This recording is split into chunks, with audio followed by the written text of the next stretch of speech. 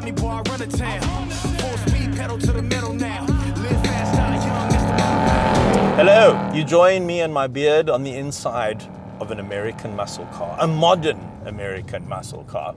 This could be the most wonderful dinosaur that you can buy on the South African market right now. And just on my beard, my hair has stopped growing out of the top of my head and now just grows out of the bottom of my face and my nose and my ears. And so I've decided to embrace it and grow a bit of a beard.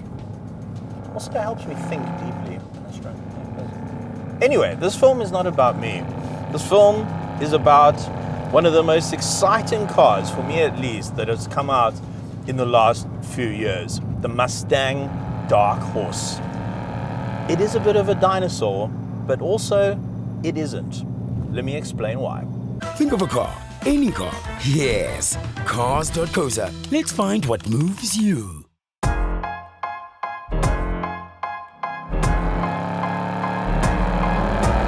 Immediately when you get into the car and you start exploring all the things, you get the sense that the Ford engineers had some fun with this car, that they were let off their leashes a little bit and just told to just make the car cool.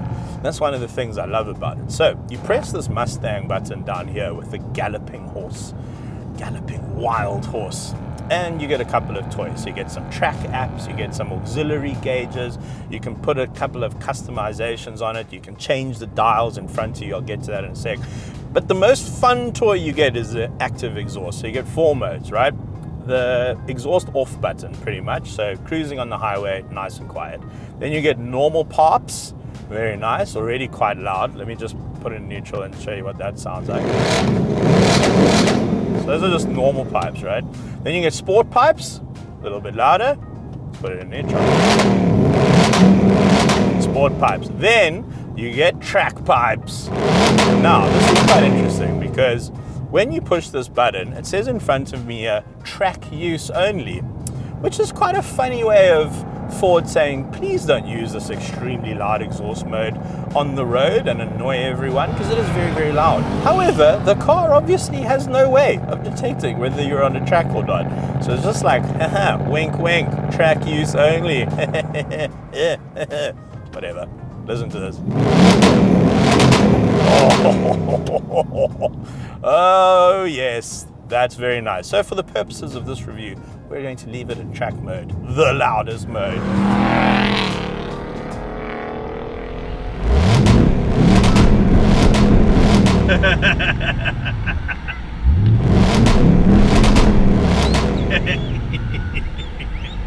See? Told you Mustang make me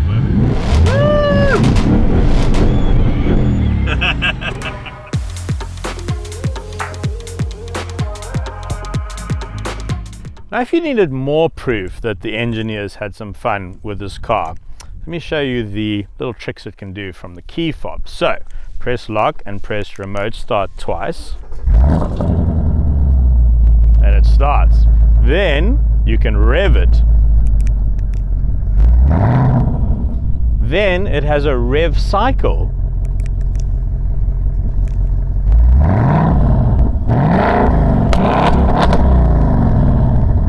Now think about how cool this is. You could lie in bed, have the car outside in your housing complex, start it up and rev it, and annoy your neighbors to death, and then they'd come out to shout at you, and there'd be no one in the car, and then you can just switch it off.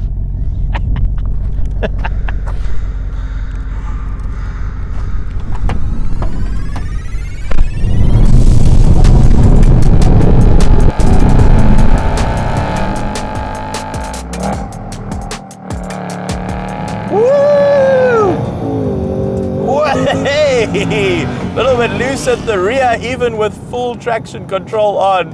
And then there is the Mustang's nemesis, corners, of which the road I'm on has a lot of.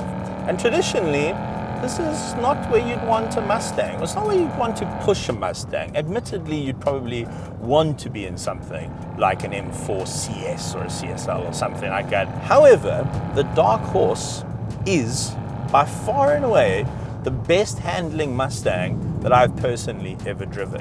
It has a lot of clever tricks up its sleeve. The suspension has been totally revised. It has Magna-Ride, which are active dampers, which can assess where the wheel position is 1,000 times a second and react to the situation. This car corners so flat. It gives you so much confidence in the corners. It's unlike any American muscle car that I've personally ever driven. It took a special team of Ford developers 3 years to get this car right. And to be honest with you, they have nailed it. And isn't rear-wheel drive just what you want out of a sports car? I don't want an all-wheel drive sports car. I want a rear-wheel drive sports car, preferably with a naturally aspirated V8 engine, which this car has. However, between the engine and the rear-wheel drive diff at the back, there is a gearbox, unsurprisingly. In this case, it is the 10-speed auto that you also get in the Ford Ranger Raptor, where it works quite well. And you also got it in the previous Mustang generation as well. And I have never liked this gearbox. I just feel like I don't need 10 ratios. I just don't. So right now, I don't even know what gear I'm in. Let's just guess and say 9th. And let's say I want to go down to 3rd. Here we go. 8th, 7th, 6th, 5, 4, 3, way, 3rd. There we go.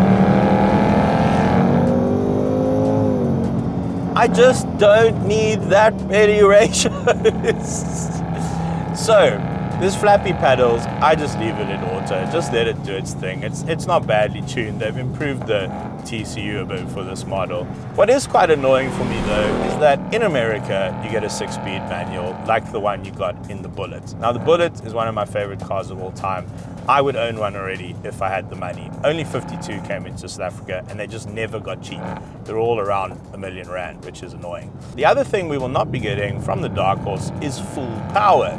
So in America, you get a 500 horsepower Dark Horse.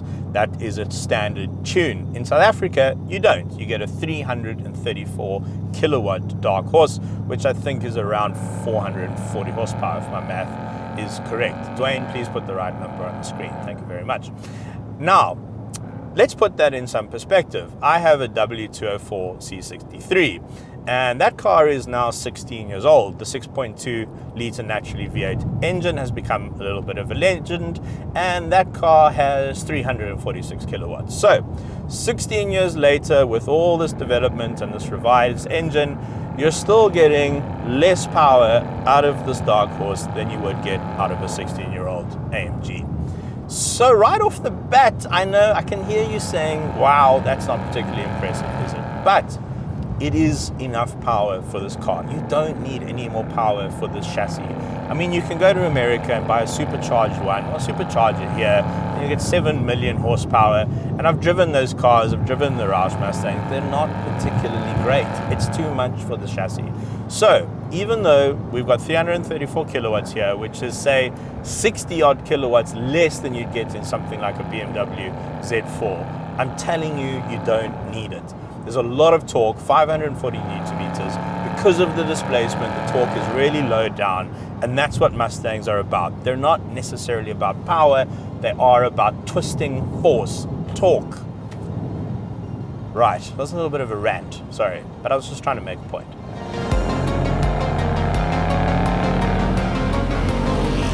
So I do have a little bit of a thing for muscle cars, for big naturally aspirated V8 engines. Like the Chevy Lumina, I love that car. 6-liter NA V8, almost nothing coming out of that engine except torque, and it makes me happy. These cars make me happy. And the thing is, Mustangs make other people happy. When you rock up in this car or just drive down the street, you're sitting at a robot, you just get smiles. And if you're driving an M4 or a Ferrari or a Porsche or something like that, I can guarantee you that no one would be as happy that you were there in your car. This car makes people happy. I think something to do with it is the looks. And I love the look of this car. It looks like a shark and a really big, mean-looking cobra got together and had a baby. And this is the result. absolutely love the look of this car. It's so purposeful, it's so mean, it looks like nothing else on the road. And again, it feels like engineers were just left to their own devices to just build something cool. Just go and make something that stands out, looks dramatic, build something awesome, and that's what we've got here. The interior from the previous generation is also much improved. The last one, build quality, plastics, all right, passable. This one, significantly better. So they got that right as well. The other thing I love is that you can go to custom mode. You can go to your, wait, no, I've done that wrong. Cluster theme, there it is, cluster theme. Normal, sport, racetrack, calm, who the hell wants that? Then you get 3 Mustang modes. You get classic 67 to 68. That's the one my dad had, and I remember those dials. Then you get Fox Body 87, which was the least interesting Mustang they ever made. Then you get SVT Cobra dials. Love that. But let's go back to classic because it makes me happy. But the thing I love most about this car is that it exists. Now, don't get me wrong. I'm not anti-electric vehicles necessarily. That's a different argument for a different day. I'm not anti-small, compact motoring. I'm not anti-fuel efficiency. We all want to drive reliable cars that are fuel efficient. And the thing is, Ford makes all of those cars. You can buy all of those things. And they sell EVs. You get a Mustang Mach-E, for instance. And that's all cool. Go ahead, do that. All the manufacturers should be pushing in that direction. However, why can they not just make wonderful dinosaurs like this? Why has every manufacturer just given up on this kind of car? Ford has even given up on their RS division, which I think is so sad. However, they still will sell you one of these, an unapologetic modern muscle car. This car is basically a huge middle finger to everything that is wrong with modern motoring. It is basically saying, leave me alone, I'm going to make a huge noise, drink lots of fuel, and I'm going to put a big smile on my owner's face. That's what the Ford Mustang Dark Horse does better than anything else on the new market right now.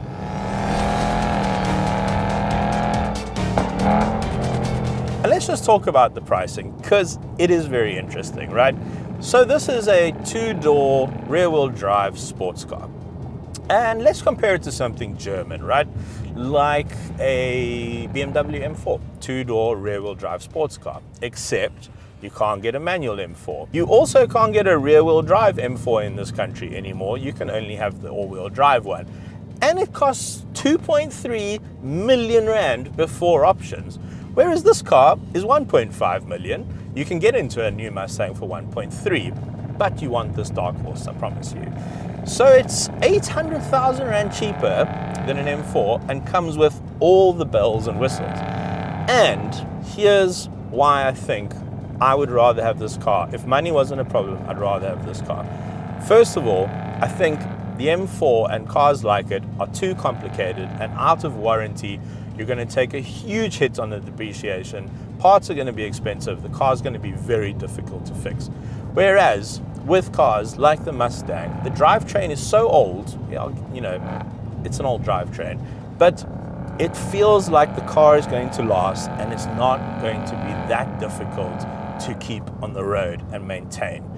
It just feels like an old, simple car, and I quite like that in a world where cars have become so complicated and where cars like the Land Rover Defender have something like 86 ECUs in them. Just give me a car that will last.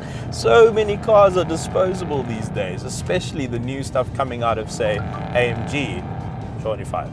That was your phone, not Was it? Yeah. Very rarely these days, a modern car comes my way where I feel I would buy it with my own money. I would buy this car. And I wouldn't sell it. I'd keep it forever. I'd just keep it in the garage and stare at it and take it out and just make people happy and take my friends for drives. And kudos to Ford for building just something so unapologetically cool and loud and exciting and fun. You have made this old, jaded motoring journalist and the 7-year-old kid inside me who grew up with a Mustang very happy.